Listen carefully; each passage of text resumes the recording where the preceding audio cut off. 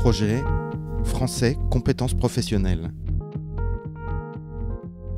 Depuis plus de 25 ans, le réseau Envie favorise l'accès à l'emploi et à la formation des personnes éloignées du marché du travail. Envie, c'est 50 entreprises sociales, 2 activités, la rénovation et la revente d'appareils électroménagers à bas prix, ainsi que la collecte des déchets de nos équipements électriques et électroniques.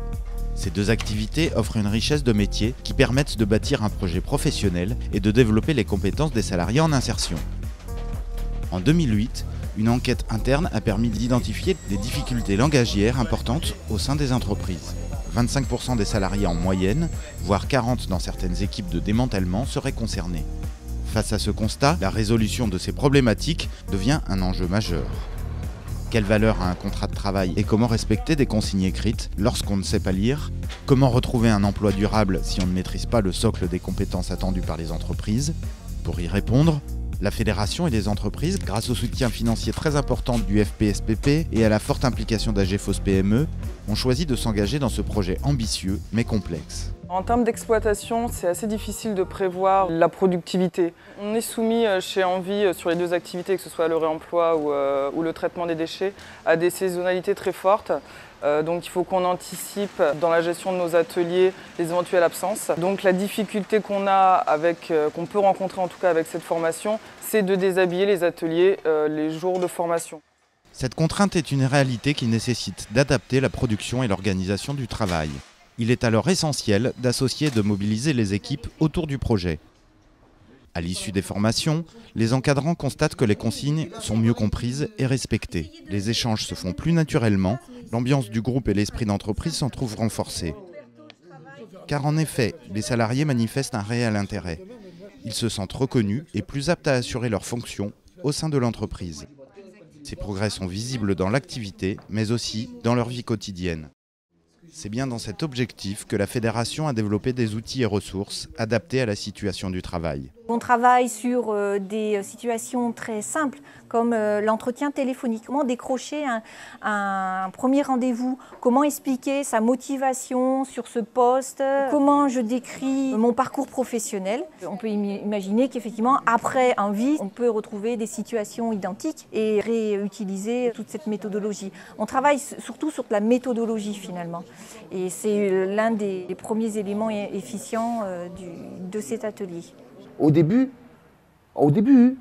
ça fait 2 ans que je travaille ici. Chaque mois, je travaille avec ma fiche de paie. Chaque mois, je parle voir Madame Gomis. Oh Madame, explique-moi ça, je ne comprends pas. Moi, je voyais des mots, des chiffres. Je me dis, oh, c'est bon, je ne comprends pas. Et là, mon contrat allait se finir. Honnêtement, je ne savais pas quoi faire. Elle m'a dit, rentre en formation, on va travailler sur toi. Pas travailler au recherche d'embauche. Travailler sur moi. Moi, je suis un garçon, je suis speed un peu. Me poser, souffler un peu, parler, regarder les gens dans les yeux, leur dire comment je m'appelle, me présenter, tout ça bien, calmement, posément. Avant de rentrer chez Envie, ou même avant, quand j'étais chez Envie, pour moi, je pensais toujours être voulu à l'échec. Ma parole, je ne pourrais jamais réussir de ma vie. Je pense en vrai, je ne croyais jamais que j'allais réussir. Et ça a pris 25 ans, 26 ans, ça a pris pour réussir ma vie, en vrai. Et c'est pour ça que maintenant, je suis content. Comme je dis, là, je suis sur la bonne ligne pour devenir un homme. Et franchement, je n'aurais pas fait cette formation, je ne crois pas que je serais capable. Honnêtement, je dis la vérité. C'est un projet ambitieux, mais justement, c'est ça qui est intéressant.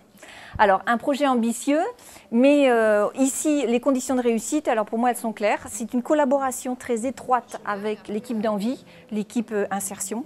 Une collaboration qui s'est mise en place petit à petit. On est aussi sur du long terme. On a mis du temps à mettre ça en place, mais c'est solide. Il ne s'agit pas, pour nous en tant que formatrices ou formateurs, de venir et d'imposer en fait une façon de faire et un atelier dans la semaine. Il s'agit de prendre en compte en fait l'environnement de l'entreprise, sa production, son rythme, pour pouvoir aider en fait tout le travail d'insertion, d'accompagnement.